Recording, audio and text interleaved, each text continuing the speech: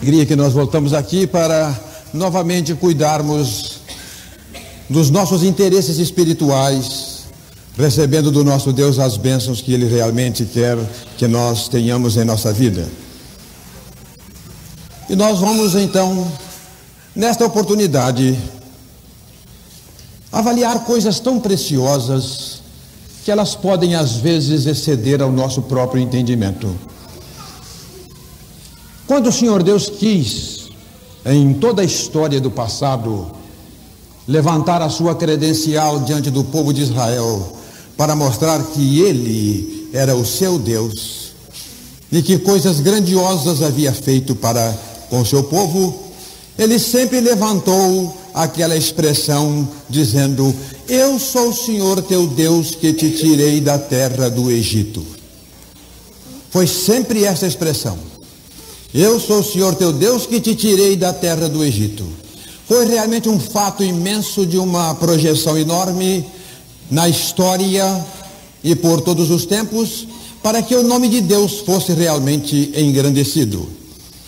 Porém, aquele fato que era tão importante está agora em segundo lugar.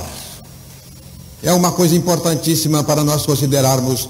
Na minha infância espiritual, eu pensava assim: que beleza que eu pudesse estar às margens do Mar Vermelho e ver Moisés levantando aquela vara, fazendo com que o mar se abrisse e o povo de Israel passasse. Eu, por certo, seria um crente diferente do que eu sou.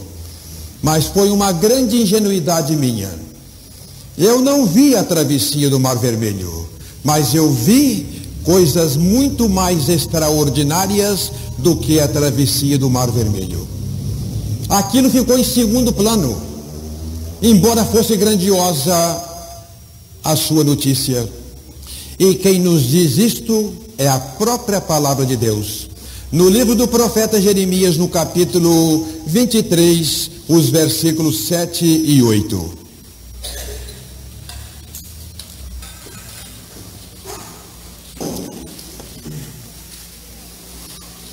Jeremias capítulo 23, versículos 7 e 8. Portanto, eis que vem dias, diz o Senhor, em que nunca mais dirão: vive o Senhor que fez subir os filhos de Israel da terra do Egito. Mas vive o Senhor que fez subir e que trouxe a geração da casa de Israel da terra do norte e de todas as terras para onde os tinha arrojado, e habitarão na sua terra.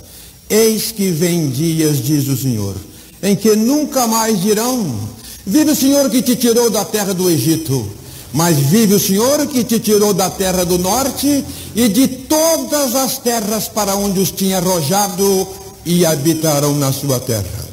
Nós hoje estamos vendo coisa muito mais milagrosa do que a travessia do Mar Vermelho. O Senhor Deus tem então para nós esta bênção importantíssima, para que os nossos corações se alegrem naquilo que Ele está nos prometendo.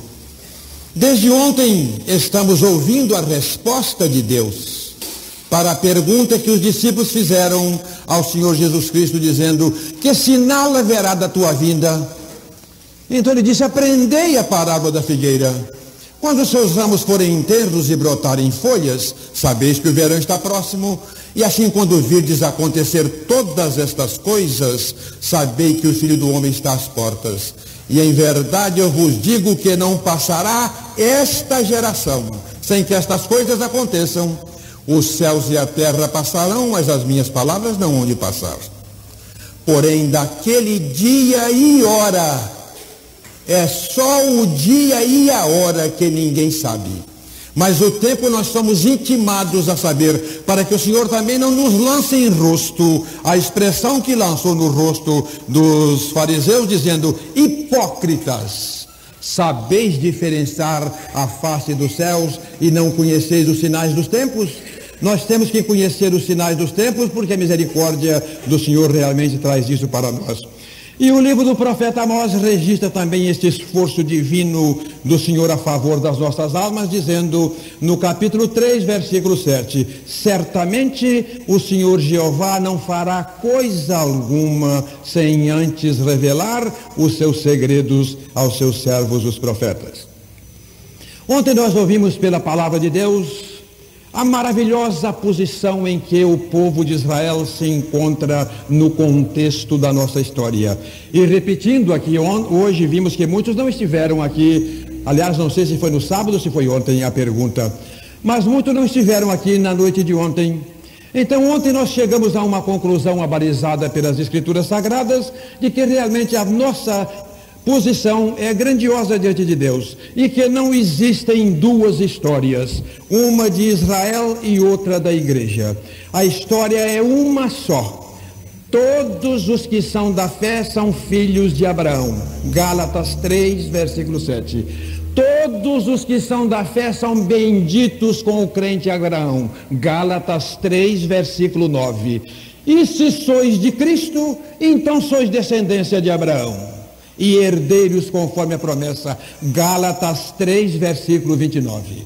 Nós fazemos parte de uma única coisa. O plano de Deus foi este: trouxe o povo de Israel para a terra, na incumbência, como ele, quando chamou Abraão, disse que saísse da sua terra, porque nele seriam benditas todas as famílias da terra, falando do nascimento de Cristo, da descendência de Abraão. Então nós ouvimos com tristeza uma palavra que foi dita ontem, lamentando a razão pela qual a igreja de Cristo hoje está tão fria, tão diminuída. Foi exatamente porque viramos as costas para o povo de Israel. O que o Senhor ensina na sua palavra para a igreja primitiva era exatamente, primeiramente o judeu e depois o grego. A igreja foi só iniciada com os judeus. A igreja, aqueles 3.000 do dia de Pentecostes eram todos judeus. Os 5.000 que creram no dia da pregação de Pedro e João eram somente judeus. Se o Senhor Deus não tivesse misericórdia de nós, ele poderia ter arrebatado uma igreja só de judeus, porque no dia de Pentecostes a igreja estava formada. A igreja não é uma coisa, é um corpo que foi formado aquele dia, não depende de mais um crente para que ela realmente se complete. Aquela escritura que diz no capítulo 6 do livro do Apocalipse, para que se complete o número dos escolhidos, é referendo àqueles que morreram atrocidades ou vão morrer dentro da grande tribulação. Não tem nada, a igreja não tem um número, a igreja é um corpo. E diz a palavra do Senhor no capítulo 2 do livro de Atos dos Apóstolos, no versículo 27, e todos os dias acrescentava ao Senhor a igreja, uma coisa que já existia, aqueles que se haviam de salvar. Portanto, por misericórdia, o Senhor incluiu-nos, a nós os gentios, nesta maravilhosa bênção, porque era também uma promessa que ele disse para Abraão, que em ti e na tua semente, que é Cristo, seriam benditas todas as famílias da terra. O prejuízo nosso é realmente muito grande. Hoje chegou-me às mãos uma publicação da Missão Brasileira Messiânica, cuja publicação eu não conhecia, e pude tomar contato de uma série de coisas que os irmãos escreveram ali, que rapidamente vou ler para os pequenos trechos. O que tem custado à igreja manter Cristo longe dos judeus? Pagamos um preço imenso por causa da ausência deles no nosso meio. Segundo tópico, a igreja perdeu o seu equilíbrio. Se a igreja tivesse no seu seio maior número de convertidos judeus, ela não perderia o seu equilíbrio.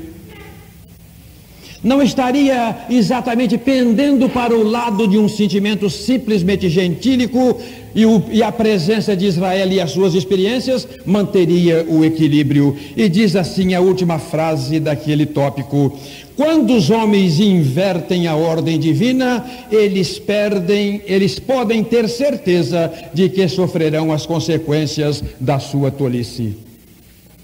Segundo outro tópico, a igreja perdeu a bênção de Deus. Somente a eternidade mostrará o que a igreja tem sofrido com o resultado da sua negligência em não levar avante a comissão divina, primeiro os judeus e depois os gentios. Nosso prejuízo foi enorme. Ainda diz-nos, para nosso equilíbrio, mantenha Israel no centro das suas pesquisas teológicas, para que o equilíbrio possa ser mantido. A igreja perdeu a sua saúde espiritual e o seu vigor. E prova por que perdeu. Por que no meio em ter virado as costas para o judeu, perdendo a sua saúde, entrou aquele esforço de idolatria que exatamente surgiu por causa da ausência dos judeus?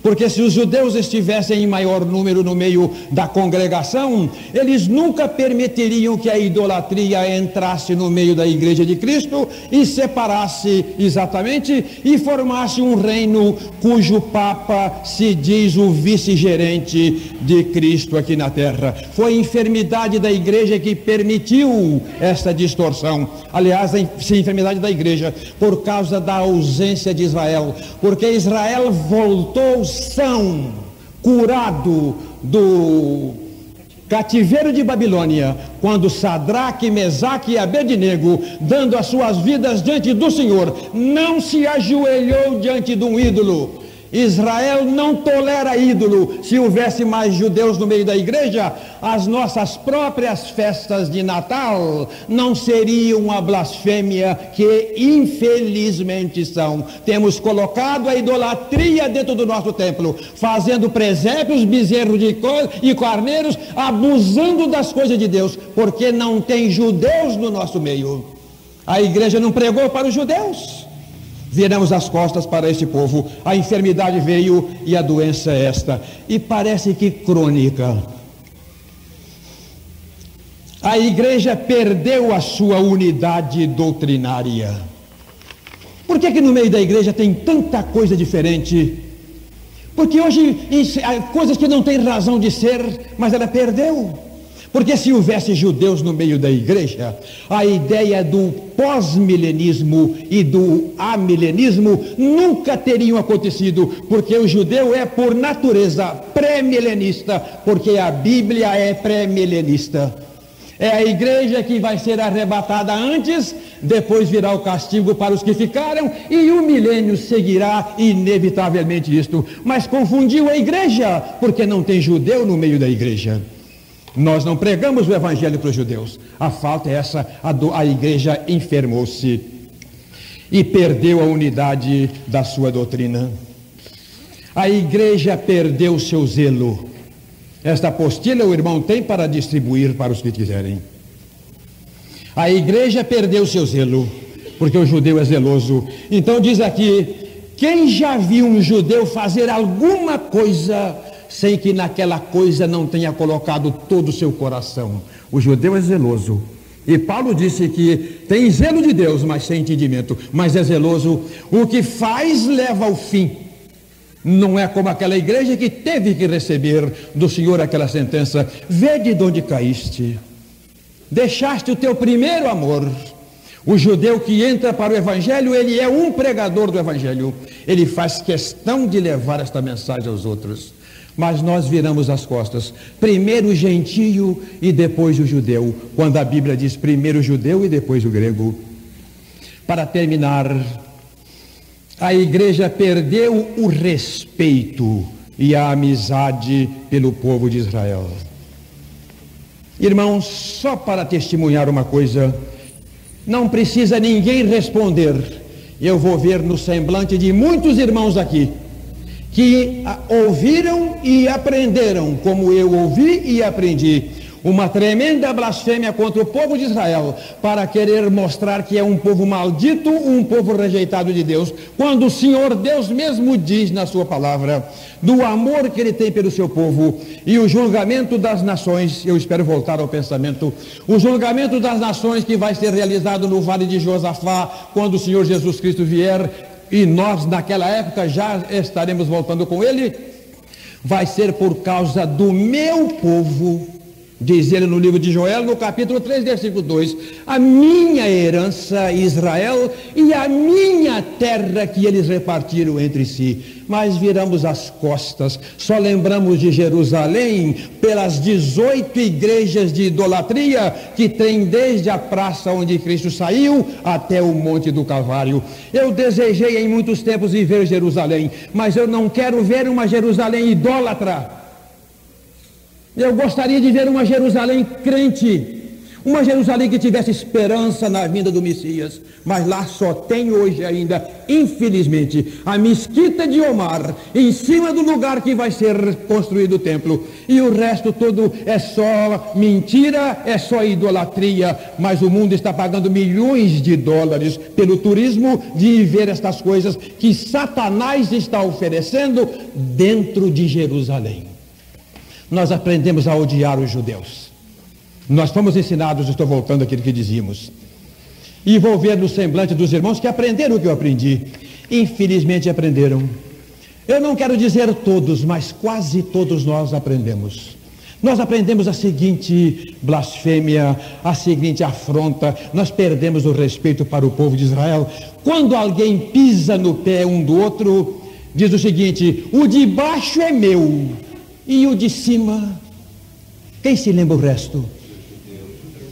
Alguém mais está vendo? Eu estou vendo no rosto dos irmãos, estou vendo no rosto da irmã. Nós aprendemos, o de baixo é meu e o de cima é do judeu. Nós perdemos o respeito porque o nosso Salvador é um judeu.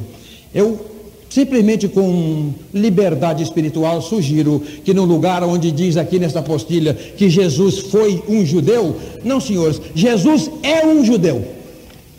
Ele é um judeu que está nos céus, exatamente, e ele voltará como um filho do homem. É aquele mesmo judeu que vem reinar. E quem vem reinar o milênio aqui na terra não é um que foi judeu, não, senhores. É um judeu chamado Jesus. É ele quem vai reinar. Ele não foi judeu. Ele é judeu para toda a eternidade. E nós vamos ver do lado do Senhor Jesus Cristo a marca de onde nós fomos comprados. Perdemos o amor por Israel. É tempo ainda, irmãos. Se nesta noite, ao ouvir o que já ouvimos ontem, que a Primeira Guerra Mundial foi ganha porque um judeu descobriu a acetona. A guerra estava perdida, mas um judeu chamado Chaim Weizmann descobriu a acetona, dando-nos aquela vitória maravilhosa. Então o nosso coração tem que virar. Como nesta noite espero ouvirmos mais coisas do Senhor, para que a nossa bênção seja então realmente acrescida. O ensino para nós hoje foi dito ontem, Salmo 122, versículo 6. Orai pela paz de Jerusalém, prosperarão aqueles que te amam. Irmãos, deixa-lhes dizer uma coisa para o bem das suas almas. Talvez neste salão hoje ainda exista algum crente que nunca colocou o seu joelho em terra para pedir pelo povo de Israel. Nunca. Hoje é o dia da salvação, neste sentido. Orai pela paz de Jerusalém. Eu quero colocar uma palavra minha: só prosperarão os crentes, aqueles que te amam. Há uma parte aqui que eu não li, e ela faz parte no segundo tópico. Quando nós achamos alguém que ama Israel, nós estamos certos de que achamos uma pessoa que se mostrará a verdade em outros assuntos doutrinários. Para que o crente tenha autoridade em outros assuntos doutrinários, o primeiro deles é ter que amar aquilo que Deus ama. Verdade maravilhosa. Então, como nós estamos lembrando ontem, que por causa daquele judeu haver descoberto a acetona, nós ganhamos a Primeira Guerra Mundial. Alívio dos alívios. E como prêmio foi dado a Israel a promessa chamada Declaração Balfour de que os colocaria na terra. E assim nós vimos cumprido, até naquele dia 2 de novembro de 1917, a parte que cabia à visão do Vale de Ossos de Ezequiel 37, quando ele ouviu um ruído, cujo ruído aconteceu em 1840, quando veio um rebuliço, que aconteceu em 1872, quando foi aberta a Porta da Esperança, vieram nervos no primeiro Congresso Sionista em 1897, quando decidiram as leis da nação, fizeram a sua bandeira, incluindo nela a estrela de 6 pontas, e em novembro de 1917, por causa da vitória de um judeu sobre a Alemanha, deixa exagerar um pouco, para que fique bem mostrado que seja isto, então prometeram a Declaração Balfour para Israel, um documento que foi realmente ele foi ratificado em 1918, dando a Israel o direito de entrar na sua terra. Foi como se viesse carne sobre a visão do Vale de Ossos, Ezequiel 37. Irmãos, esse mundo tem contradições inesperadas. A Inglaterra, uma nação protestante, que abre as sessões do parlamento com a Bíblia na mão, ficou encarregada de entregar a terra aos judeus, tão logo eles pudessem realmente assumir a sua terra. Ficou com o chamado mandato britânico da Palestina. Então os ingleses, claro, iam entregar a Israel logo, pois eles ganharam a guerra, foram eles que ganharam, mas acontece uma coisa muito triste no mundo até hoje. Até hoje acontece. Diz um ditado popular que cada homem tem o seu preço. A Inglaterra teve o seu preço, petróleo. Foi o preço pelo qual a Inglaterra vendeu a sua glória nacional e espiritual. Então logo a guerra terminou e ela ficou com o mandato da Palestina, dominando árabes e judeus. Logo Satanás segredou-lhe ao coração: você vai ficar a favor de Israel, uma nação piquititinha deste jeito, e vai deixar as nações árabes ricas em petróleo? Imediatamente a Inglaterra capitulou e aceitou a insinuação de Satanás. Ficou a favor dos árabes e contra Israel. Todas as contendas que havia, separava a briga, tomava as armas dos judeus, que eram poucas, e dava para os árabes. Foi uma coisa calamitosa. Porém, nós desde agora vamos lembrar uma verdade importante. Quando o Senhor Deus chamou Abraão para fazer dele uma nação, resguardou o povo de Israel com aquela sentença: eu abençoarei os que te abençoarem e amaldiçoarei os que te amaldiçoarem. A Inglaterra entrou decididamente para debaixo da lista das maldições de Deus. Por quê? Porque deixou de ajudar os judeus e foi exatamente trabalhar contra eles. A ingratidão foi imensa. Ela que havia de entregar a pátria aos judeus em 1919 pelo menos, não entregou em 19, nem 20, nem 21, nem 25, nem 30, e o tempo está passando, e ela está sugando o petróleo dos árabes e prejudicando os judeus. Chegou o tempo em que o plano do Senhor teria que tomar uma nova posição. Foi quando subiu ao poder na Alemanha Adolfo Hitler, em 1932. Ele levantou-se com a mesma incumbência do Kaiser alemão em 1914, matar todos os judeus e matar todos os crentes. Porém, ele fez uma coisa: Deus,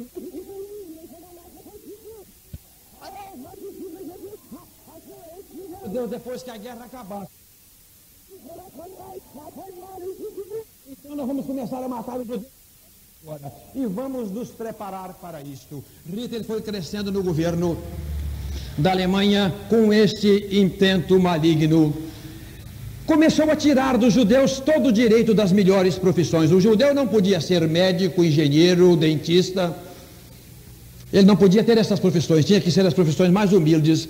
Separava depois, quando foi chegando o tempo, os judeus nos arraiais fora da cidade, chamado guetos, e ali colocava a estrela de 6 pontas no seu braço. E qualquer pessoa que matasse uma que tivesse uma estrela no braço, era como se tivesse matado um cão. Não respondia nem sequer processo, porque Hitler veio para dar a solução final a essa praga que chama judeus, segundo o entendimento deles. E daí os tempos passaram, ele tomou posição grandiosa, chegou o ano de 1939, quando então os judeus entenderam que a tempestade iria cair sobre a Europa. Tentaram fugir, mas aí era tarde demais. A Inglaterra fechou-lhes a entrada dos portos da Palestina.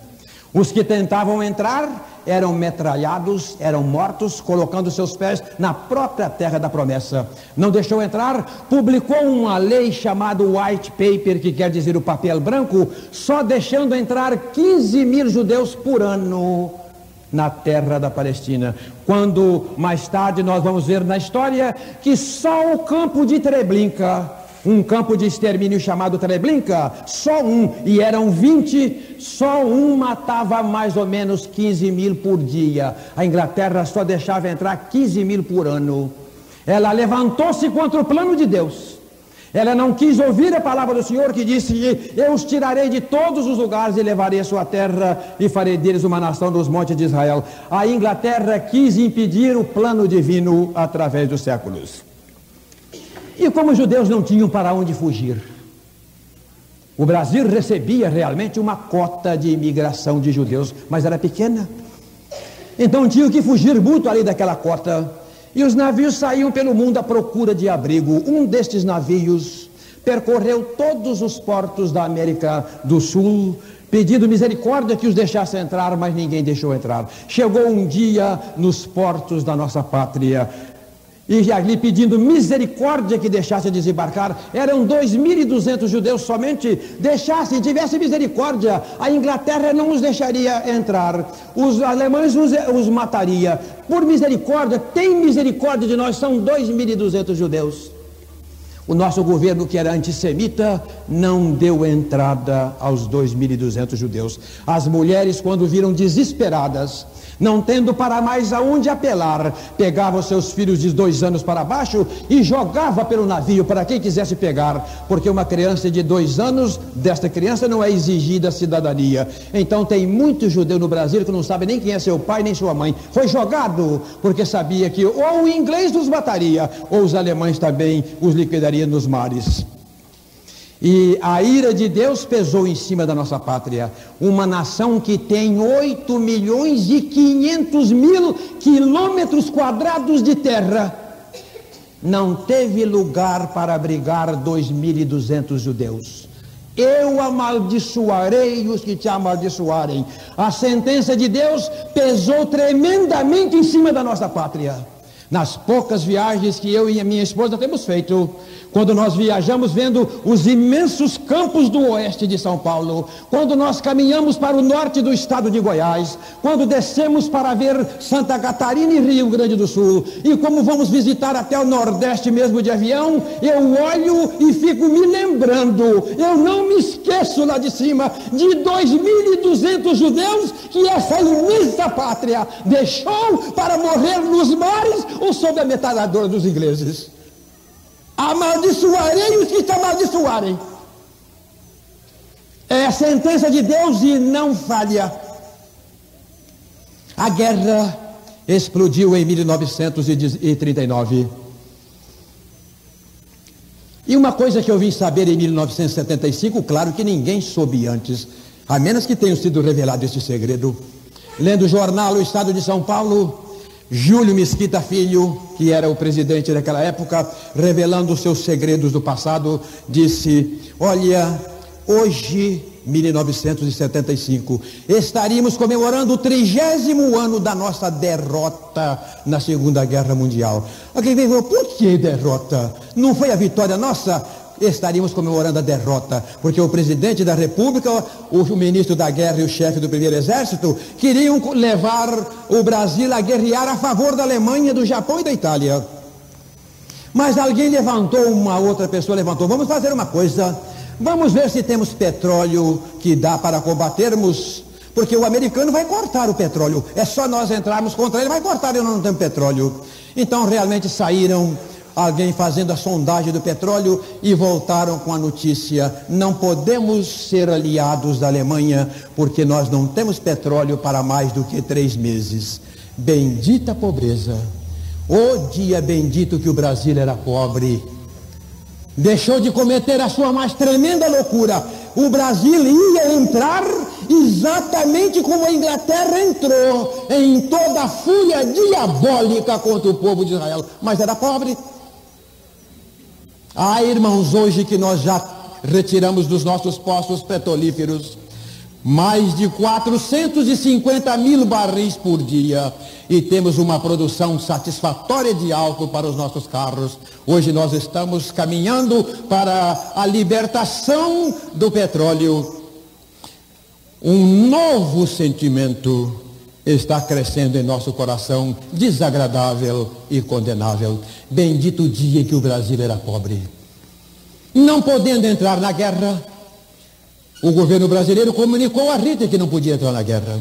E daí então Hitler começou a afundar navios brasileiros. Os irmãos sabem quantos navios brasileiros foram afundados? 38 navios. 7 navios de guerra. 31 embarcações maiores ou menores. O Oceano Atlântico sepulta 1.440 brasileiros, porque um dia, nos portos brasileiros, um navio pediu misericórdia para deixar entrar 2.200 judeus e a nossa pátria não entrou. Então vão para o fundo do oceano, porque o Senhor Deus é um Deus terrível. Eu amaldiçoarei os que te amaldiçoarem. O Oceano Atlântico é sepultura de quase 1.500 brasileiros, porque um dia era só uma palavra: entrem. Está sobrando terra, está sobrando mato em nossa terra, mas Satanás faz a sua obra. E a sentença veio em cima de nós. O Senhor Deus cobrou, mas cobrou profundamente, dolorosamente. A guerra então foi no seu andamento, a Inglaterra não deixando entrar mais do que realmente os 15 mil. E estamos sabendo as coisas que aconteciam. Eu li um livro chamado Treblinka, não sei se alguém aqui já leu esse livro.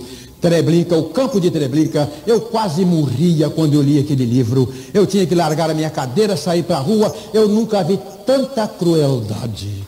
Como Satanás idealizou tanto mal para o povo da promessa. Mas por causa de que isto? Foi à toa? Não, senhores. 2 causas. Primeira delas, os irmãos lembram que falamos ontem. Por quê? Porque um dia, quando Jesus foi julgado, o povo de Israel disse a Pilatos, quando ele lavou a mão, dizendo: eu lavo as minhas mãos do sangue desse justo. O povo de Israel disse: que o seu sangue caia sobre nós e os nossos filhos. E caiu mesmo. E Theodor Herzl, quando iniciou o sionismo, quando começou a levar o povo para a terra, convidou os judeus ricos da Europa para ajudarem, mas eles estavam muito ricos naquela época e não quiseram. E Theodor Herzl disse para eles: vós pagareis com o vosso sangue esta recusa. Se tivesse ouvido Theodor Herzl, não teria morrido 6 milhões de judeus. Teimosos como são eles, a despeito de terem sobre os seus ombros a maravilhosa bênção terrena que o Senhor lhe tem prometido. Inventaram as maiores maneiras de torturar os judeus e de matar.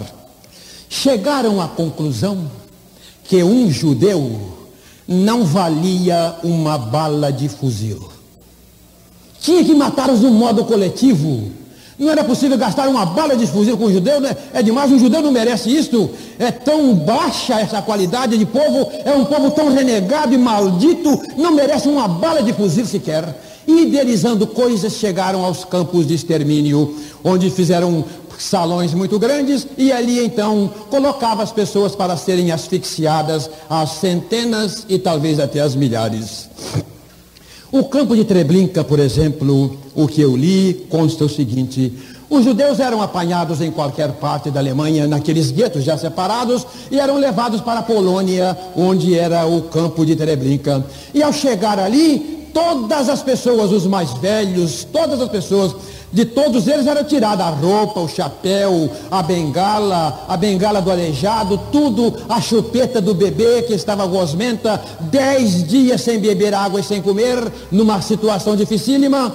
Então o neném que já estava chupando só o sangue da sua mãe, não tinha mais nada, tomava assim mesmo aquela chupeta gosmenta do neném, tudo para esforço de guerra, tirava o anel, enfiava a mão na boca do velho, tirava a dentadura como quem enfia a mão na boca de um animal, cortava o cabelo das mulheres com 4 ou 5 tesouradas, amarrava para esforço de guerra, e do lado iam amontoando aquilo e faziam-os correr em 100 metros de distância debaixo do chicote para chegarem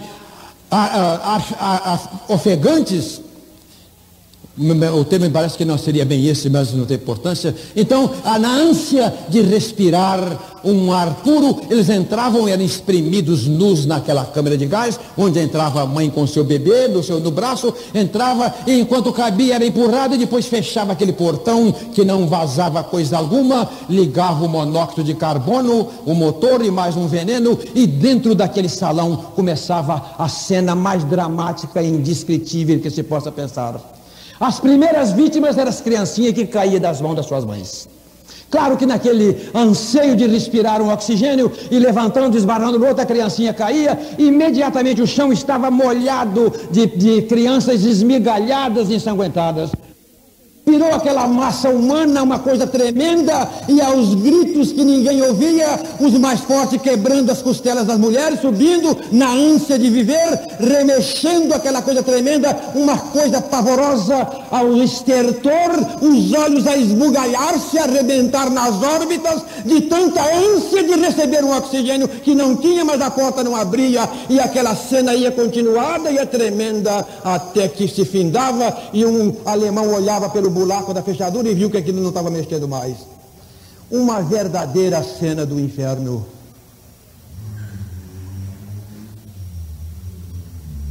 Cena do inferno nada, meus amigos. Se tem nesta casa, nesta noite, uma pessoa que ainda não é crente, eu quero lhe dizer uma coisa, baseado nas Escrituras Sagradas. Se tu terminares a tua vida sem aceitar Jesus como Salvador, se deixar passar esse momento único, porque Cristo vem já, o Senhor Jesus já era para ter vindo, como nós vamos mostrar pelas Escrituras. Se tu deixar passar esta oportunidade e terminar o seu momento tremendo aqui, quem lhe dera que o inferno para onde vão aqueles que não aceitam Jesus Cristo fosse como o campo de Treblinka. 10 dias sem comer, 10 dias sem beber, algumas chicotadas, 10 minutos de asfixia e terminou. O inferno aqui neste lugar tem um fato verídico que o Senhor Jesus Cristo contou em Lucas 16. Aqui, e ele está citando mas tem pessoas que vêm desde os dias de Caim, há 5.000 anos atrás, a gritar por uma gota de água para refrescar a língua. Outros milênios vão passar, e outros, e nunca isto sucederá. Porque o crime de virar as costas para Cristo é o maior crime que se possa fazer contra a pessoa de Deus. Aquele Jesus que deu a sua vida passando pela vergonhosa cruz do Calvário, morrendo, antes disso sendo esbofeteado, cuspiram-lhe no rosto, cravaram numa cruz para pagar o teu pecado, e por causa de coisas passageiras desse mundo, por causa de religiões mentirosas, de ídolos que têm boca mas não falam, tem olhos mas não vê, tem perna mas não anda, tem mãos e não apalpa, por causa destas coisas que o diabo trouxe para o mundo, tu estás agarrado a coisas mortas, ofendendo Jesus num caráter tão duro que o único lugar que tu mesmo sabe que vai merecer, se não aceitá-lo, é ir exatamente para onde foram todos aqueles que rejeitaram Jesus como Salvador. Quem dera que o campo de Treblinka, quem dera que o inferno fosse como o campo de Treblinka. 10 dias, 10 chicotadas, 10 minutos. A guerra foi nesta coisa tremenda. Idealizaram coisas pavorosas para prejudicar os judeus. Penduravam o judeu rebelde de cabeça para baixo, e cães amestrados iam tirando da sua carne os pedacinhos durante o dia todo, cães que sabiam que tinham veias que não podiam ser tocadas. Marcado, o cão não tirava aquele pedaço, para que a pessoa não esvaísse em sangue, e aos gritos, lacinando de dor, e até que terminava a sua vida. Todas as manhãs, eles que tinham um contingente de 1000 judeus para fazer o serviço do campo, para carregar os fardos de roupa, carregar os cadáveres que saíam lá da câmara de gás, tinha 1000 judeus para isto, então eles eram separados, 1000, e aqui daqueles 1000 eram mortos 200 todo dia, e o sistema era esse: de manhã dava uma corrida em volta do campo de Treblinka, os primeiros mais fracos que caíam iam com a baioneta, 190, 198, 199, 200, chega, agora cansados, mas aqueles que não caíram hoje, amanhã cairiam. E eles, no dia de hoje, naquela cena tremenda de recolher outros para matar dos 15.000 daquele dia, tiravam 200 pessoas fortes e colocavam ali, para eles não se organizarem numa revolta. Era o sistema, matava, e sistematicamente durante a semana era modificada toda aquela equipe. Porém, alguns, por causa da sua especialidade, eram colocados em oficinas como ourives, como carpinteiro, ficavam separados, não participava daquela mortandade gerada.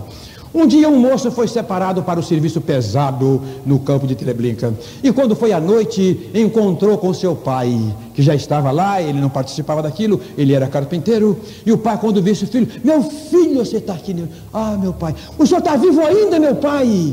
Eu estou vivo, meu filho. Mas que coisa tremenda. Olha, meu filho, você faz uma coisa: não deixa o chicote do alemão te pegar no rosto, porque se pegar você vai ser morto na manhã do dia seguinte. Fardo de roupa, cadáver que você carregar, tape o rosto, e vai assim, porque realmente é isto.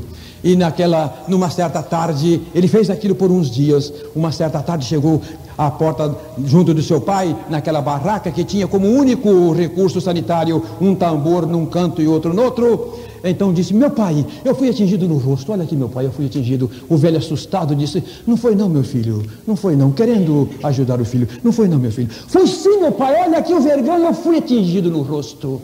Meu pai, fala, meu pai. Foi sim, meu filho, foi sim.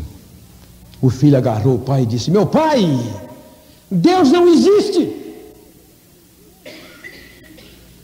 O velho, abraçando seu filho, num arrependimento tardio, disse para ele: existe sim, meu filho. Os nossos pecados é que cegaram os nossos olhos e taparam os nossos ouvidos. Deus existe. Naquela noite, entre os 70 que se suicidaram, era a média diária, estava aquele homem e o seu filho. As cenas ali eram tremendas. Um jovem, um dia daquela oficina, quando viu o sofrimento fabuloso que outros estavam sentindo, ele disse para os seus companheiros, para quem que estava passando, disse para eles: isto aqui é um abismo. Abismo é um sinônimo de inferno para os judeus. Isto aqui é um inferno, e nós não podemos viver aqui sem Deus. Uma coisa tremenda que realmente as pessoas vão sentir. A maior ânsia que alguém vai ter no inferno é desejar a presença de Deus, e não vai ter. Exatamente porque é o lugar onde o Senhor diz que ali estarão sob prantos e ranger de dentes. Os nossos pecados, disse o velho judeu, foi que cegaram os nossos olhos e taparam nossos ouvidos. Nós lembramos de um fato bíblico muito importante, 2 fatos bíblicos que ilustram exatamente isto. No dia que Jesus foi batizado, ouviu-se uma voz do céu que dizia, e todos entenderam: este é o meu filho amado, em quem tenho todo o meu prazer. Todos ouviram, todos entenderam. Mas 3 anos depois que começaram a perseguir o Senhor Jesus Cristo, nos 3 anos de perseguição, então o Senhor Jesus fez uma oração e ouviu-se outra vez uma voz do céu, a mesma coisa, com o mesmo direito de ser ouvida e de ser entendida. Porém alguém não entendeu e perguntou: o que é isto? Isto é um trovão. Quando o Senhor Deus disse: já o tenho glorificado e outra vez o glorificarei. Não entenderam. Alguém disse: um anjo lhe falou. Ninguém entendeu. Por que não entendeu? É porque os seus ouvidos tinham sido tapados, os seus olhos tinham sido cegados por causa da rejeição de Cristo. Há pessoas que têm tomado, e isto queremos dizer nesta noite, uma certa atitude em sua vida. Toda cada pregação que alguém ouve, ela acumula um pouco mais de endurecimento, ou ela tira todo o endurecimento. A minha palavra, diz o Senhor, ela não voltará para mim vazia. A palavra de Deus ou salva ou endurece mais. É o que está acontecendo nesta noite de 30 de abril de 1984. Hoje a palavra do Senhor tem outra vez as duas finalidades. Ou ela tira do teu coração aquela capa de endurecimento e tu te entregas a Cristo como único Salvador, ou o teu coração se cobre mais de uma película de dureza e é muito mais difícil depois para aceitar o Evangelho. Há muitas pessoas que tomam um certo cuidado, e aqui talvez nesta noite tem alguém dizendo isto: olha, eu quando ouvir uma pregação como aquela que eu ouvi há 5 anos atrás, quando eu ouvir uma pregação como aquela, que eu quase me entreguei a Jesus Cristo, quando eu ouvir uma pregação como aquela, eu vou aceitar. Nunca mais vai ouvir. Não é o pregador que tem esse poder, é o Espírito Santo. E naquele dia, 5 ou 10 anos atrás, a palavra foi proposta: se hoje, naquele dia, ouvirdes a voz do Espírito Santo, não endureçais o vosso coração. Aquele propósito que alguém tomou há 10 anos, no dia que ouvir uma pregação como aquela, vai aceitar Jesus, nunca mais vai ouvir. Se hoje ouvirdes a voz do Senhor, não endureçais o vosso coração. Foi dito há 5 anos, nesta noite também está dita a mesma coisa. Mas, meus prezados amigos que vieram estar conosco, se porventura houver alguém aqui hoje, eu quero lhes dizer uma coisa: nós os crentes temos que ser otimistas. Eu pelo menos creio, de uma maneira extraordinária, como muitos irmãos creem, na maravilhosa bênção do plano divino através dos séculos. Nesta noite, tu não entraste aqui neste salão por acaso. Foi plano de Deus. Deus tem plano para tudo. E há de perguntar: e eu então que já rejeitei há 5 anos, estou esperando uma pregação que não vou ouvir mais, por que Deus me trouxe aqui hoje? Sabe por que Ele te trouxe aqui hoje? Por causa de um versículo, no livro das Lamentações de Jeremias, no capítulo 3, versículo 29. Aquele que está experimentando esta coisa terrível, o Senhor diz para ele, dando-lhe uma chance, e esta certamente é a última: põe a tua boca no pó, talvez ainda haja esperança. Irmãos, eu só lembro de 2 vezes essa palavra talvez na boca de Deus, só 2 vezes. É uma para Israel e uma para os nossos amigos nesta noite. Põe a tua boca no pó, talvez ainda haja esperança. Não é para descer da cadeira, colocar a tua boca no pó. No banco onde você está, lembre que já ouviu pregações que já devia ter aceitado o Senhor, mas o Senhor prolongou teus dias por misericórdia. Volta o seu coração para Ele agora, confessa Jesus como teu Salvador, aceita-o agora, deixa que Ele te salve, aproveita esta última oportunidade em que uma mão marcada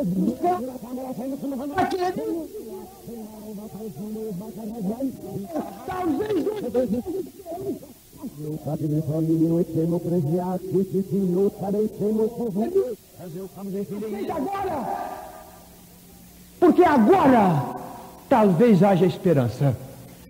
Põe a tua boca no pó, arrepende de tudo quanto foi adiamento que houve e aceita Jesus Cristo agora, e desta hora em diante, 9 horas da noite, até o fim da nossa palavra, tu não serás mais um estranho que entrou aqui, mas um companheiro nosso, salvo para a eternidade, amando ao Deus de Israel, do qual Jesus Cristo é o nosso Salvador. Aceita Jesus Cristo agora e vai ouvir conosco o resto que a palavra de Deus tem para nós. A guerra, naquela fúria tremenda, realmente estava causando transtornos. Foi preso aqui no Brasil, em abril de 1967, um alemão chamado Franz Stangl. Foi preso como técnico da Volkswagen de São Paulo, em São Bernardo do Campo. Daquele homem foi descoberto que ele tinha sido um dos carrascos do campo de Treblinka. Só uma nota de mercadoria dele, só uma, porque ele era responsável pela morte de 800 mil judeus. Só uma nota de mercadoria dele constava do seguinte: 248 vagões de roupa de homens, mulheres e crianças. 26 vagões só de cabelo de mulher. Esse carrasco foi preso no Brasil, foi extraditado e morreu na Alemanha. Nós abrigamos, nós demos sustento a um carrasco tremendo, a um inimigo de Deus, mas foi descoberto. Infelizmente, outro alemão foi descoberto mais tarde, Gustavo Franz Wagner, mas o Brasil não o extraditou. Que pena, porque não é o Brasil dos tempos de 1967. Fazer o quê? Só temos que orar pela nossa pátria. É o que a Bíblia nos ensina. Orai pelos que estão em iminência. Nós somos convidados a isso e fazemos publicamente, no desejo de que realmente os nossos governantes entendam que tem um caminho divino a ser traçado, aliás, a ser andado, porque esse caminho já foi traçado, e o caminho é dar acolhida ao povo que Deus ama de todo o coração. Oremos pela paz da nossa pátria. Também é nossa responsabilidade. Mas a guerra ia na sua fúria. A Alemanha tomou todas as nações da Europa, atravessou os mares, começou a tomar o norte da África, e naquela ocasião eu estava no exército e fazia parte da Força Expedicionária Brasileira, no 1º Regimento de Infantaria, o Regimento Sampaio, na Vila Militar. Eu fazia parte da Força Expedicionária Brasileira, porque um dia o nosso capitão chegou diante de nós, colocando-nos em forma, e disse: jovens, preparai-vos para morrerdes. E cruzou o braço.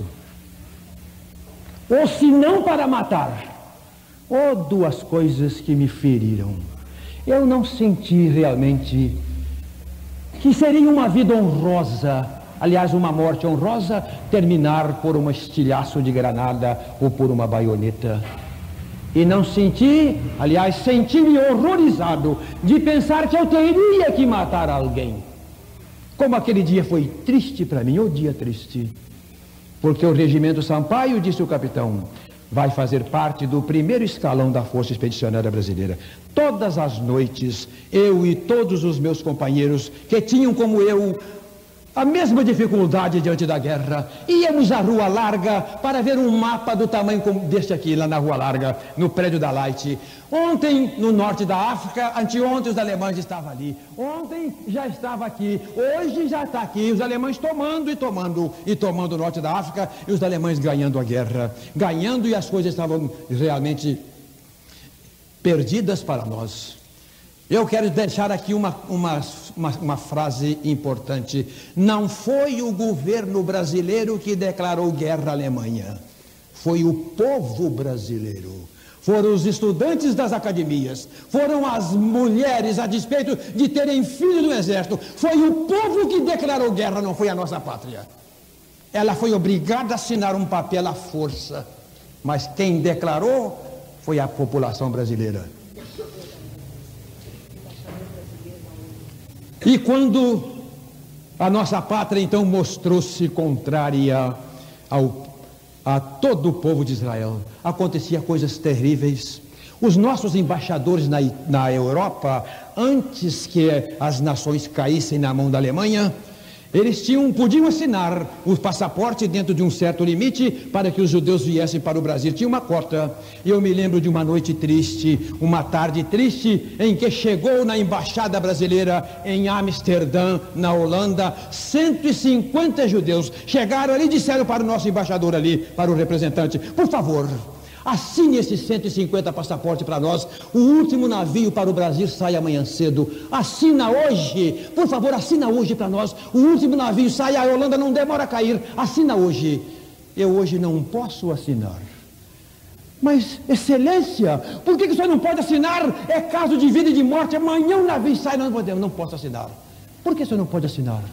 Porque eu vou para um banquete. Ô maldito uísque que desceu com o ardor das chamas do inferno na garganta de um infeliz brasileiro. Ô dose de uísque, ô uísque caro, como a nossa nação comprou caro um pouquinho de uísque escocês, com sabor das chamas eternas do inferno. Um brasileiro teve coragem, por causa daquela festa, deixar. No dia seguinte a Holanda caiu, foram mais 150 para a cama de gás, por conta do Brasil. Irmãos, a verdade do Senhor é a história que hoje nós estamos contando. Então a guerra chegou naquele fim dramático. A notícia era que realmente os aliados estavam perdendo a guerra. Estavam perdendo exatamente onde devia perder, que era no norte da África, porque o mundo sabe que só dominará o mundo quem dominar Jerusalém. Quem não dominar a Palestina não domina o mundo. Os grandes ditadores e estadistas já sabem disso. Então o que Hitler queria é o seguinte: atravessar o norte da África, entrar pelo Egito, tomar a terra da Palestina, dominar então a saída para o Oceano Índico, para o Oceano Atlântico e para todos os mares, e dali então ela dominaria o mundo a seu tempo. E é bíblico, tem um rei que vai reinar dominando o mundo. De onde é que ele vai reinar? Jerusalém. É o centro do mundo.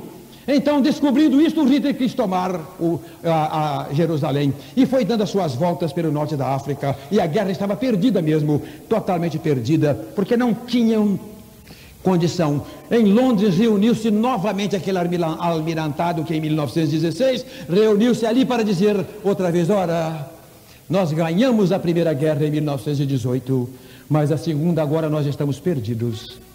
Alguém perguntou outra vez: mas perdidos por quê? Porque os alemães descobriram a fórmula da borracha sintética. Os pneus dos caminhões deles são largos, não enterram na areia. Nós não temos borracha, o pneu é estreito, afunda na areia. O Brasil mandou um exército para a Amazônia, onde morreram muitos brasileiros, centenas e centenas de brasileiros. O americano mandou um exército para a Malásia para retirar borracha. A guerra seria ganha com borracha. Foi um elemento comum na Primeira Guerra Mundial, a acetona. Na Segunda Guerra Mundial era a borracha. E agora, estamos perdidos porque não temos borracha. Alguém perguntou: mas será que não tem alguém que pode fazer alguma coisa? Olha, irmãos, como é bendito o crente que ama o povo de Israel. Alguém levantou outra vez e disse: eu conheço um judeu. Mas judeu outra vez? Não chega de judeu. Eu conheço um judeu e é aquele mesmo judeu, Chaim Weizmann, adoentado e velho. Ele é capaz de fazer. Foi chamado Chaim Weizmann, ele disse: eu já descobri a forma da borracha sintética. Quem descobriu a forma da borracha sintética foi outra vez um judeu. Quem ganhou a Segunda Guerra Mundial, meus prezados irmãos, aceitem que Israel é bendito. Agasalha no vosso coração a mensagem de que o povo de Israel é o povo de Deus, é o povo do qual vem a salvação espiritual e vem material. Chaim Weizmann descobriu a forma da borracha sintética. Imediatamente propalou-se nas fábricas da América do Norte e na Inglaterra, e daí a pouco tempo, em certo dia, quando eu não sabia disso, vim saber mais tarde, desanimado, triste, apavorado, quando eu saía da minha companhia de metralhadora para ver outra vez como é que estava a guerra, o desespero era grande. Quando eu estava dando voltas à esquina da minha companhia, eu escutei aquele inesquecível repórter Heron Domingues, aquele inesquecível repórter que gritava. Os irmãos mais velhos lembram disto: alô, alô, repórter Esso, notícia extraordinária, alô, alô, repórter Esso, Oriente Médio. Eu voltei: o que é no Oriente Médio? A coisa é Oriente Médio, a guerra está sendo perdida no Oriente Médio e vai ser perdida ali. Oriente Médio, alô, alô, repórter Esso, Oriente Médio. A Alemanha perdeu a primeira batalha no norte da África. Ah, mas que alívio, primeira batalha. Por quê? Mais tarde eu fui saber por quê. Porque os pneus dos nossos caminhões, eu que o diga nossos, estavam largos também como os pneus da Alemanha. Então, igualando a força de combate e de maniabilidade nos campos de areia, os aliados então começaram a ganhar a guerra e ganharam a guerra. Quem ganhou a Segunda Guerra Mundial foi um judeu. Irmãos não sabiam disto. É por isto, sabe por quê, meus irmãos? O que acontece isto? É por isso que anteontem os senhores não oraram pela paz de Jerusalém. Não digo todos, mas alguns. Mas quando nós lembramos que a vitória veio exatamente, tanto a salvação espiritual como a salvação material veio por meio dos judeus, então nós nos alegramos. E daí então Winston Churchill disse para Chaim Weizmann: agora é só terminar a guerra e nós entregaremos a pátria a Israel. Naquele dia, naquela batalha, quando von Rommel, o generalíssimo alemão, a raposa do deserto, o invencível, o general que nunca tinha perdido uma batalha sequer, perdendo aquela, ele telegrafou para Hitler um telegrama em 2 linhas: perdemos a guerra. Mas a guerra ou a batalha? Perdemos a guerra. Segunda linha do telegrama: porque nós mexemos com os judeus. Até os incrédulos já estão sabendo de coisa que tem crente que não quer saber. Oh, que coisa terrível! Como o Espírito do Senhor se esforça para que todos nós tenhamos o mesmo sentimento, o mesmo amor pela causa de Israel. Oremos pela vitória deles, que é a nossa vitória. É uma história só, como nós vamos ver no resto que o Senhor nos guardará nas noites seguintes. Então, irmãos, é exatamente, e daqui vamos apressando, a guerra chegou ao fim em 1945, porque outra vez um judeu confirmou aquilo que está escrito no Evangelho de João: a salvação vem dos judeus. Alegres esse mundo, festejando uma vitória extraordinária, que foi a vitória da Segunda Guerra Mundial. Ninguém lembrou-se dos judeus. Então teria que entregar a pátria agora. O Roosevelt, o presidente Roosevelt, disse que entregaria imediatamente. O resto de 1945 não entregaram a terra a Israel. Winston Churchill não entregou a terra a Israel, passou aquele fim de ano. Ano de 1946 também veio. 1947 também veio e não entregou, e pensava que ia dar liberdade para os judeus entrar na terra. Deu nada, limitava da mesma maneira e continuaram matando os judeus. Os judeus que conseguiam fugir da Europa nos seus navios clandestinos, quando chegavam na terra de Israel, naquela terra bendita, quando colocavam os pés nas areias para fugir, para escapar, os ingleses metralhavam os judeus. Os ingleses ensanguentaram as águas do Mediterrâneo com sangue do povo da promessa. Eu amaldiçoarei os que te amaldiçoarem. A maldição realmente está pesando sobre eles, de uma maneira tremenda e numa sentença irreversível, como vamos ouvir daqui a pouco. Não deixava entrar aquelas pessoas esqueléticas, eram mortas a metralhadora quando punham o pé na sua terra, ansiosos para ver a terra dos seus pais, que eles tantos contavam. Mas os casos mais graves nós vamos lembrar. Em 1900, nesse período de 47, saiu um navio lá da Europa, do porto de Sète, na França, levando 5.550 judeus. Mas a Inglaterra disse: olha, nós vamos afundá-los. Não adianta que vamos afundar, de qualquer maneira vamos afundar. Então o mundo acreditou, o mundo sabia que era uma verdade. A covardia britânica já estava declarada, afundava mesmo, pois tinha feito isto com outros barcos e matado muitos judeus. Então creram naquilo, imploraram e acabaram, não deixaram. Os judeus saíram de noite naquele navio assim mesmo. E quando entraram no mar Mediterrâneo, em mar alto ainda, apareceu um cruzador inglês, 6 destroyers e a aviação da Inglaterra em cima para afundar o navio. Aquele navio chamava-se Capitão Walfrid. Puseram-lhe o nome, por causa dos zigue-zagues que teve que fazer, puseram-lhe o nome de Êxodo. Aquele navio ia para a terra da promessa. Quando eles avistaram os montes de Israel, irmão, quando a gente avista a montanha da nossa terra, já saíram da sua terra por algum tempo?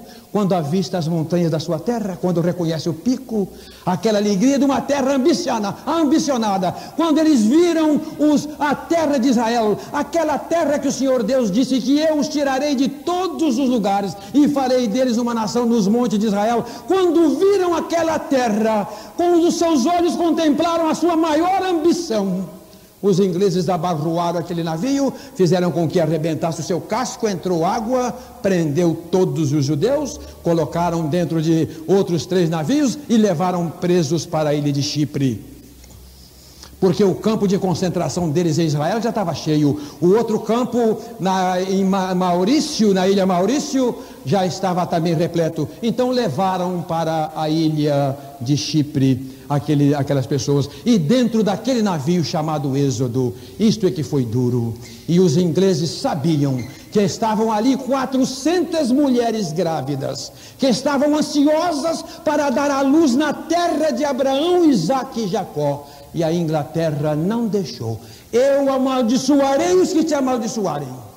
Irmãos, a Inglaterra não vai ser, não, meus irmãos. Ela já é um dos chifres da besta do Apocalipse, para fazer parte desses 10 dedos da estátua do sonho de Nabucodonosor, que é uma coisa que vai receber maldição de Deus, e ao mesmo tempo os 10 chifres da besta do Apocalipse. A Inglaterra já é um dos chifres da besta do Apocalipse. Entrou no dia 23 de junho de 1971 para fazer parte do mercado comum europeu, e a Inglaterra já é, porque o Senhor Deus garantiu: eu amaldiçoarei os que te amaldiçoarem. Uma nação que abre a sessão do parlamento com a Bíblia na mão vai fazer parte das profundezas do inferno, porque no julgamento das nações, estas malditas atitudes contra Israel serão reclamadas no vale de Josafá, e ali o Senhor entrará com elas em juízo. E as nações que serão chamadas nações bodes serão lançadas então os seus chefes e os seus grandes para participarem das cenas tremendas do inferno. Por quê? Porque o Senhor Deus disse: abençoarei os que te abençoarem e amaldiçoarei os que te amaldiçoarem. A Inglaterra levantou-se e já é um dos chifres da besta do Apocalipse. No fim, naquele ano ainda, 1967 e 47, saíram 2 navios da Europa, da Romênia, com 15 mil judeus. Não cabiam 8 mil neles. E a Inglaterra disse: esse nós vamos afundar. Agora é um abuso, porque a Inglaterra tinha lá no Oriente Médio, lá na Palestina, tentando impedir o plano divino através dos séculos. Olha que loucura! Ela tinha um exército de 100 mil soldados, 100 mil soldados, tentando impedir o plano divino através dos séculos. Mas o Senhor tem uma palavra no livro do profeta Isaías, no capítulo 43, versículo 13, dizendo: operando eu, quem impedirá, diz o Senhor. O Senhor Deus não disse que tiraria Israel de todos os lugares e levaria sua terra. Está escrito 2.600 anos. Quem são os homens para fechar a Bíblia e tentar impedir o plano de Deus? A palavra do Senhor é clara e é bendita. Então, naquela tentativa, a única resolução que houve, depois que as nações revoltaram, porque dizem: vai haver outra guerra, se matar vai haver outra guerra. Então daí a Inglaterra resolveu deixá-los, mas foram presos para a ilha de Chipre. Superlotou o 3º acampamento de prisioneiros na ilha de Chipre, e ali então a Inglaterra disse: eu não quero mais tomar conta da Palestina. Aquele pinguinho de gente, meus irmãos, na mão de Deus, esqueletos na mão de Deus, tomaram atitude extraordinária e acabaram vencendo o poderio fabuloso de uma das nações maiores, das 4 grandes, como foi chamada na Segunda Guerra Mundial. Venceu, e a Inglaterra então disse: eu entrego o mandato da Palestina. As Nações Unidas que resolvam se vão dar ou não vão dar terra aos judeus.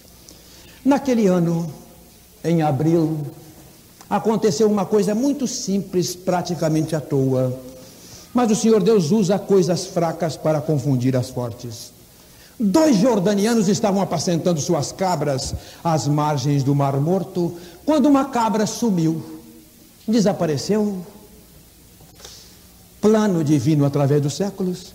Procuraram e não acharam a cabra, foram procurando, não acharam, e chegaram às famosas cavernas de Qumran, ao noroeste do Mar Morto, e viram os buracos pelo barranco abaixo, rolaram uma pedra e perceberam que aquilo quebrou alguma coisa de louça, desceram lá dentro e encontraram 8 talhas guardadas há mais de 2000 anos, com escrituras exatamente para serem decifradas quando Israel voltasse para a sua terra. 8 talhas. O número 8 quer dizer novo começo, para mostrar que dali em diante o Senhor ia dar um novo começo à nação de Israel. Estas talhas foram para a Jordânia, porque era o território que pertencia naquela época à Jordânia. Em novembro de 1947, no dia 27 de novembro,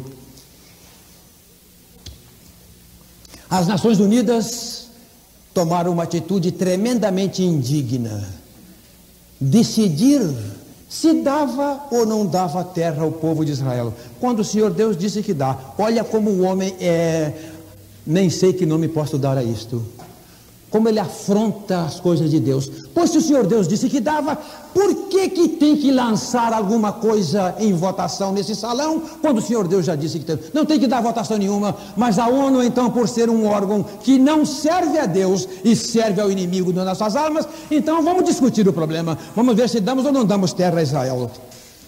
Porque tinha a impressão de que realmente a partilha da Palestina não aconteceria de forma nenhuma. Já antecipadamente sabiam pela sondagem. Mas vamos expor o problema então à votação no dia 27 de novembro de 47. Naquele dia, Suquenique recebeu de um árabe, na cerca de arame farpado que dividia a cidade de Jerusalém, um pedaço daquele pergaminho, e disse para ele: o senhor que é arqueólogo, conhece disto, vê se esse documento é antigo. E é muito antigo. Correu para casa, então disse, e disse: tem mais de 2000 anos. Onde é que tem mais disso? Na Jordânia tem um moço que tem 3 talhas. Eu vou lá comprar. E arrumou o dinheiro que tinha para ir comprar as 3 talhas no dia 27. Mas o filho dele, Igael Yadin, que foi vice-primeiro-ministro de Menahem Begin no governo de 77 para cá, então era chefe do exército, e disse: meu pai, o senhor não vai hoje. Hoje o senhor não vai. Os árabes estão como queimarimbondos hoje. Não vai porque o senhor vai ser morto. Não vai de jeito nenhum. Então aquele pai ponderado ouviu a voz do seu filho e não foi no dia 27. Ele ia no dia 27 e precisava de ir, porque ele ia apanhar documentos que faziam falta para aquilo. Porém, como ele não pôde ir comprar as talhas, algo aconteceu pela mão do nosso Deus. Lá na ONU reuniram-se as Nações Unidas, graças ao Senhor, sob a direção do mais ilustre dos brasileiros que eu conheço, Dr. Oswaldo Aranha. Aquele homem levou ordem clara do presidente da República, que não era, do presidente da República na época, levou a ordem claríssima: vote contra Israel, não deixe a partilha da Palestina prevalecer, olha, faça tudo para Israel não ganhar a sua pátria. Essa é a sua ordem. E ele foi para lá com esta ordem. Mas chegou lá, ele transtornou tudo. Não ligou se ia perder a sua chancelaria, não ligou se ia perder seu emprego, se ia ser morto no Brasil, não adiantou nada. Chegou lá, ele virou tudo. Eu vou trabalhar a favor de Israel. Meu governo mandou, intimou, mas eu vou fazer o que eu quero. E os companheiros deles também, dentre eles está vivo ainda Gilberto Amado, trabalharam a respeito de Israel, vendo se conseguia a partilha da Palestina, para acabar com este desterro, com esta diáspora de 2000 anos andando pelo mundo. Então, Oswaldo Aranha, realmente, vamos trabalhar para Israel. E convidou seus companheiros. Os companheiros foram de bancada em bancada perguntando: você vai votar a favor de Israel? Eu não voto por isso, por aquilo. Você vai votar a favor de Israel? Vota a favor de Israel, vamos acabar com isso, tal e quando. E foi indo e sondando as bancadas, e deram os votos lá na mão, escrevendo, e um deles passou perto de Oswaldo Aranha e disse: se for votado hoje, não dá. Então Oswaldo Aranha, como realmente tinha conhecimentos importantes, colocou mais um quesito para ser discutido. A hora da votação passou, então chegou, acabou, não pôde ser votado no dia 27. Suquenique, prestem atenção, Suquenique não pôde buscar a talha que queria lá na Jordânia. Então a votação também na ONU não saiu, porque tinha uma ligação importante entre uma coisa e outra. O dia seguinte era feriado. O outro dia, o dia 29 de novembro de 1947, então não tinha jeito, e naquele dia levantaram suas discussões, mas Suquenique conseguiu a talha. Ele conseguiu a talha do pergaminho que tinha que ser descoberto. Então ele estava decifrando o pergaminho em casa quando começou a votação na ONU. O filho dele: papai, começou a votação na ONU agora, vai ser votado agora. Era o momento mais histórico de Israel, vai começar agora a votação na ONU. Então o filho dele falou: papai, olha, faz uma coisa, mamãe, vem para lá, você fica lá do quarto e grita para mim o andamento da votação, e eu te digo o que é que eu estou decifrando aqui dos pergaminhos. Porque é uma coisa muito importante que está acontecendo aqui hoje. E mais, estão lembrando aqui, para a operação divina do Senhor, naquele feriado, no dia 28, houve complicação em 3 nações da Ásia, e 3 inimigos de Israel foram obrigados a largar, entristecido, que vontade de votar contra Israel, mas foram obrigados a sair. O número 3 é o número da manifestação divina. Saíram, diminuiu o número dos que iam votar a favor de Israel, e naturalmente os que os acompanhariam as suas simpatias também. E chegou então a hora da votação, Sukenik decifrando o pergaminho do Mar Morto, quando o filho gritou: papai, vai começar a votação agora. O primeiro que vai votar é o representante do votação alfabética.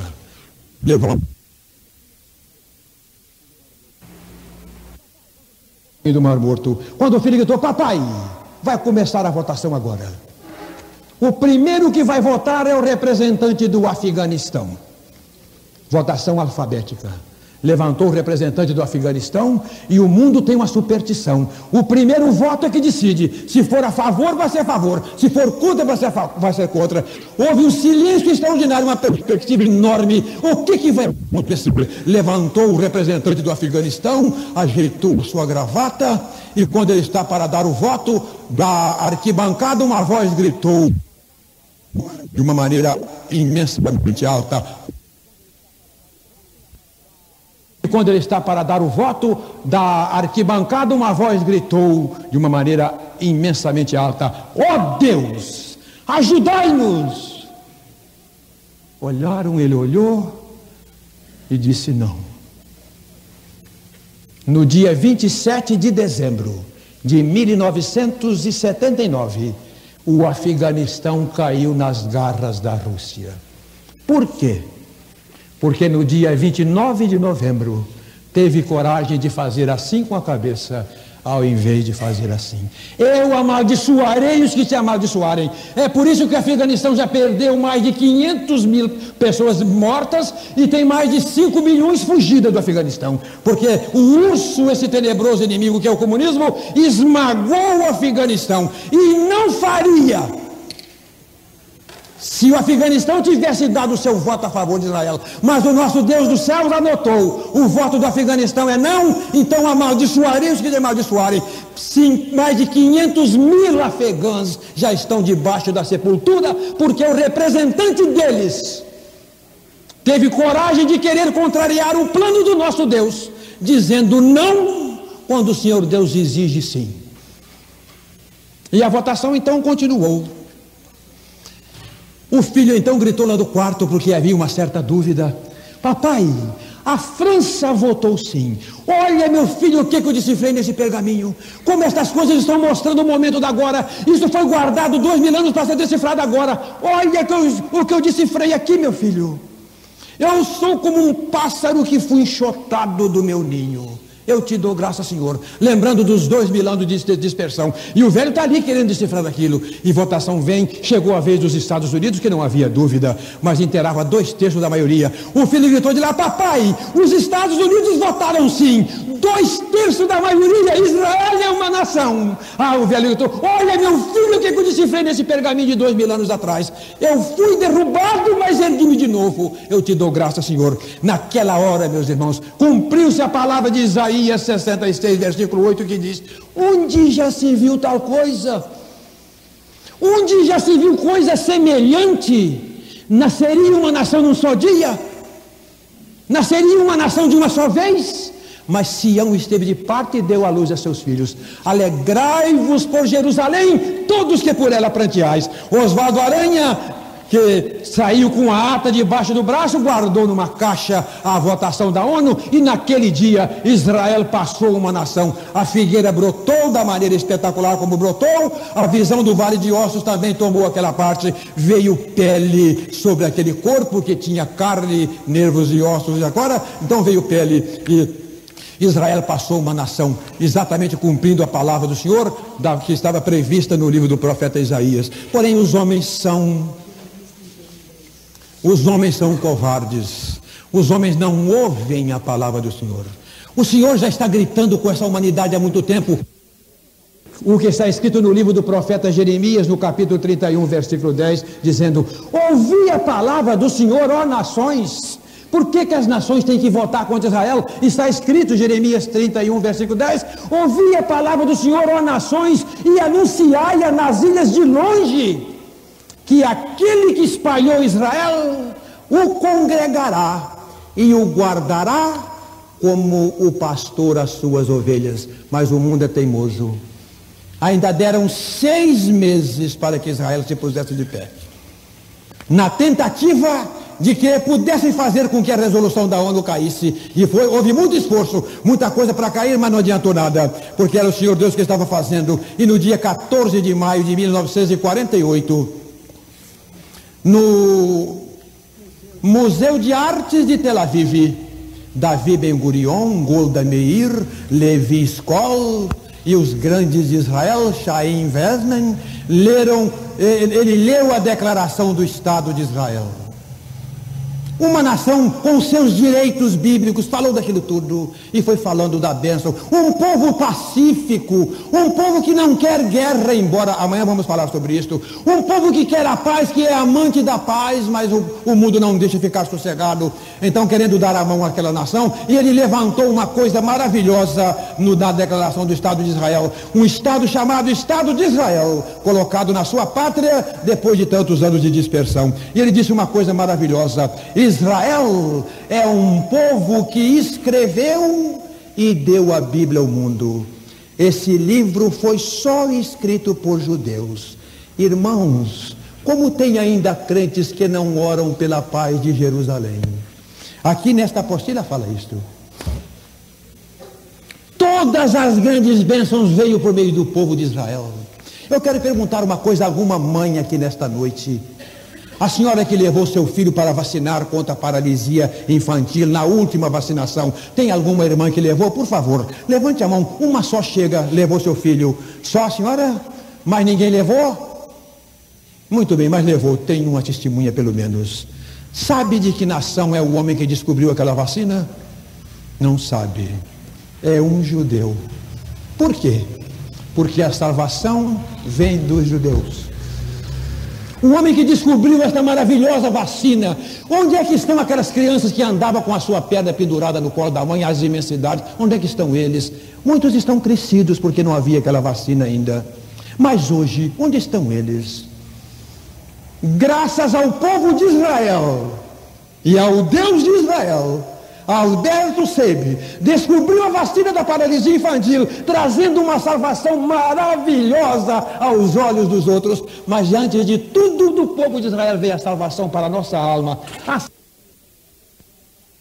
Então, naquela noite, naquela tarde, quando Davi Ben-Gurion leu a declaração do Estado de Israel, considerando Israel como uma nação, diz a Escritura na visão do Vale de Ossos, e puseram-se de pé. E era um grande exército, um pinguim de gente que saiu do campo de concentração, esqueletos, aleijados, viúvas. Que grande exército é este? Mas amanhã a pergunta vai ser respondida, ela vai ser lançada hoje. Qual é que é o grande exército? É aquele que tem milhões e milhões de soldados, ou aquele que ganha a guerra? Amanhã a história vai responder. E naquele dia, então, puseram-se de pé, cumpriu-se a palavra do Senhor. E eles podiam dizer, então, agora, como que tendo uma respiração grande no seu corpo, enchendo o pulmão de ar e dizendo aquela expressão do Salmo 124. Se não for o Senhor, ora diga Israel. Se não for o Senhor que esteve ao nosso lado quando os homens se levantaram contra nós, então eles nos teriam engolido vivos quando a sua ira se acendeu contra nós. Mas o Senhor Deus tem uma palavra, atualíssima, antiga, nova e eterna. Eu guardarei a tua entrada desde agora e para sempre. E a pergunta então que está sendo respondida hoje: que sinal haverá da vinda de Cristo? Qual é o sinal da vinda de Cristo? Qual é o sinal? Era Israel na terra. Nós temos um hino num das nossas apostilhas, onde, se fosse fácil, poderíamos cantar. Se alguém quisesse imprimi-lo, é importante, ele é facílimo, em um minuto de ensaio podemos cantar. E ele começa com a seguinte expressão: Israel já está na terra, a figueira já brotou, é sinal que em breves dias para o meu Senhor eu vou. Há judeus do mundo inteiro indo para Jerusalém, é sinal que brevemente estaremos lá também. A ciência já deu provas de que o tempo está no fim, e o nosso Senhor deseja fazer-nos sentir assim. Outra bênção que alegra muito ao nosso coração é saber que Cristo volta nessa nossa geração. E a oração final daquele hino é este: vem, ó vem, Jesus Senhor, tua igreja arrebatar, nos levando agora mesmo ao teu santo eterno lar. Amém. Que sinal haverá da tua vinda? O que é que nós estamos esperando mais aqui no mundo? O Senhor quer ainda, e está fazendo isto, dando um tempo para que algumas almas aceitem Jesus como Salvador, porque dentro das marcas bíblicas do Velho Testamento e de toda a história, porque Israel é tudo em cima de número, o Senhor Jesus Cristo já era para ter vindo, mas ele deixou-nos uma parábola importantíssima, a parábola das 10 virgens. Um casamento, eu quero perguntar aos nossos irmãos, aquele casamento tinha um dia marcado ou não tinha? Tinha ou não tinha? Claro que tinha.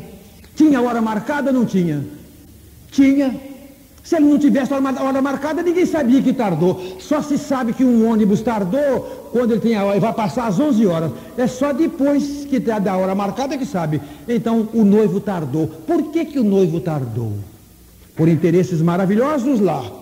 Na parábola não nos revela. Mas agora, por que Cristo ainda não veio buscar a sua igreja?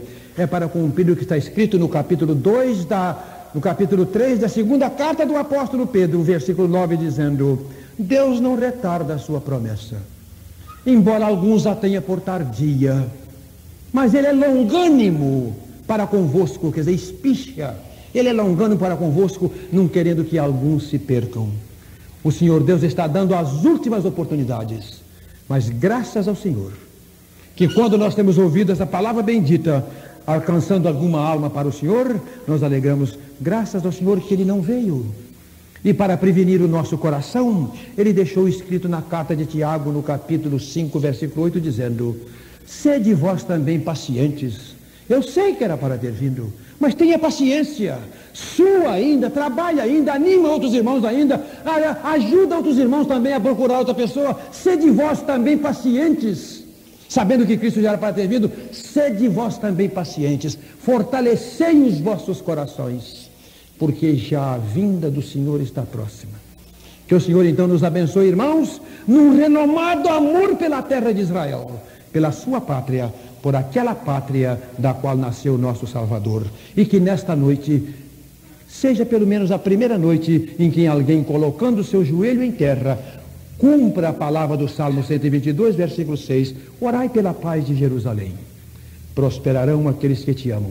Que o Senhor então nos abençoe. O sinal que foi pedido foi dado. Simplesmente estamos esperando a vinda do Senhor para encontrarmos aquele maravilhoso Senhor que teve coragem.